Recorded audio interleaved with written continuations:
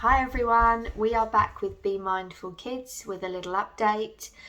Today's update we're just going to talk about 5 autism behaviours that affect us daily really with Jasper. So you may find that these don't prop up for you, but actually for us they're regular things that we manage. I will often find that if Jasper is slightly stressed or there's a change of routine, that these will be heightened and much more intense.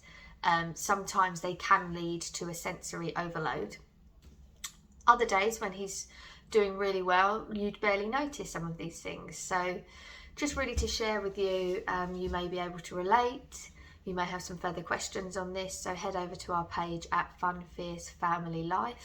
And as always, we're really grateful that Be Mindful Kids are allowing us to share these videos to raise more awareness for autism. So we will start with, Jasper is a massive runner, climber. Literally, he has to have an eye on him all the time. You know, over the summer we ran 5k for him to raise money for autism, and he was 4. So he is a child that will run a lot, he will climb a lot.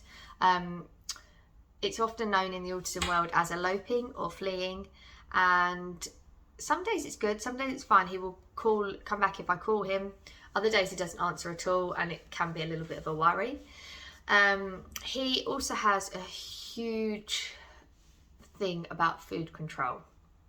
So he will only eat certain foods.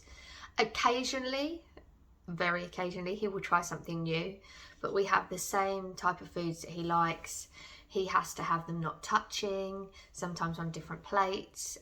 If you know those rules, then he's absolutely fine with food. If you try and sneak things in there a little bit different, big no-no. He will not tolerate that at all. He needs to know the plan of the day, what's happening, what's expected of him. If you go somewhere, you always have to give him a countdown. So don't throw something on him that you're leaving abruptly, you know, just let him know a time zone so he knows what's coming and what's next. And he really benefits from that. We find that really, really useful. And it actually avoids a lot of meltdowns if he's upset about leaving somewhere, if he knows we've had a countdown. He has a lot of obsessive play. That can be with a toy, that can be with visual. He does like the iPad. He spends a lot of time doing educational programs on the iPad, which actually is sometimes better than me trying to teach him things. He is a whiz at his Switch and becomes completely hooked. He has completed more games than I could have imagined.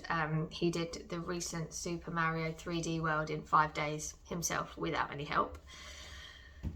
So he can be quite intense when he's playing with toys. He doesn't play the stereotypical way. He will play with them lined up, organising them in shapes, colours, you know, different preferences, and if you touch them, he is not happy about that. He is also very hypersensitive to sound, which is ironic because he can be the loudest person in the room. He doesn't really like ear defenders at this stage, so we just often tell him just to put his hands over his ears. If we go to a public toilet and the hand dryers are going off, he really doesn't like that at all. Or if something's too loud and he's finding it a bit hard to cope with.